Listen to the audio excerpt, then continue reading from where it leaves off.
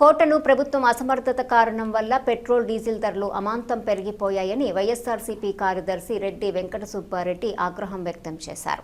కమలాపురంలో జరిగిన petrol diesel ధరల పెంపుకు నిరసన కార్యక్రమంలో వారు మాట్లాడుతూ కూటమి ప్రభుత్వానికి చిత్తశుద్ధి అనేది ఉంటే ప్రజలకు ఇచ్చిన మాటలను నిలబెట్టుకోవాలని, అలా కాకుండా ప్రజలపై లేనిపోని భారాలను మోపుతుందని వారు ఆగ్రహం వ్యక్తం చేశారు. కోటను ప్రభుత్వం అసమర్థత కారణంగానే పెట్రోల్ డీజిల్ ధరలు పెరుగుతున్నాయని వారు పేర్కొన్నారు. ముందు చంద్రబాబు నాయుడు గారు, అదేవిధంగా లోకేష్ గారు, పవన్ కళ్యాణ్ గారు ముగ్గురు ఊరు వాడ తిరిగి భారతదేశంలో ఆంధ్రప్రదేశ్లో ఎక్కువ రేట్లు ఉన్నాయి, జగన్మోహన్ రెడ్డి గారు దాన్ని కంట్రోల్ చేయలేకుండా ఉన్నారు, మేము వచ్చిన వెంటనే పెట్రోల్ ఛార్జీలు తగ్గిస్తామని చెప్పి దుర్మార్గంగా మాట్లాడినటువంటి వాళ్ళు ఈరోజు పట్టా లేకుండా పోయినారు. ఏట్లో ఉన్నప్పుడు ఏటి మల్లన్నా ఏడు దాటాక బోడి మల్లన్నా అన్న చందాన వాళ్ళ పరిస్థితి తయారైంది.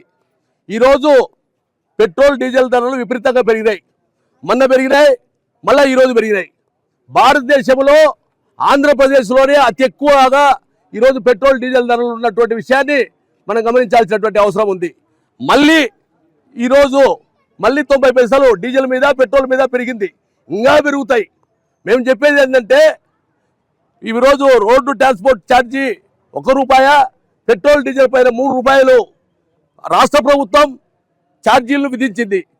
మీకు నిజంగా చిత్తశుద్ధి ఉంటే, ప్రజల మీద మంచి అభిప్రాయం ఉంటే, చెప్పిన మాటకు నిలబడే శక్తి సామర్థ్యాలు ఉంటే మీరు వెంటనే ఆ ఛార్జీలు తగ్గించుకోవాలని మేము డిమాండ్ చేస్తూ ఉన్నాం. మిమ్మల్ని భారతదేశ చరిత్రలో ఎవరే గారి నమ్మరు. మీరు పొరపాటులో గ్రహపాటులో మీరు చెప్పినటువంటి మోసపూరిత మాటలు విని మిమ్మల్ని ఈరోజు గెలిపించారు తప్ప మీకు ఆ శక్తి సామర్థ్యాలు లేవు. జగన్మోహన్ రెడ్డి గారు ఆనాడు జనరంజక పాలన చేశాడు. చెప్పినటువంటి వాగ్దానాలన్నీ 95% నెరవేర్చినటువంటి గొప్ప నాయకుడు, దమ్మున్నటువంటి నాయకుడు.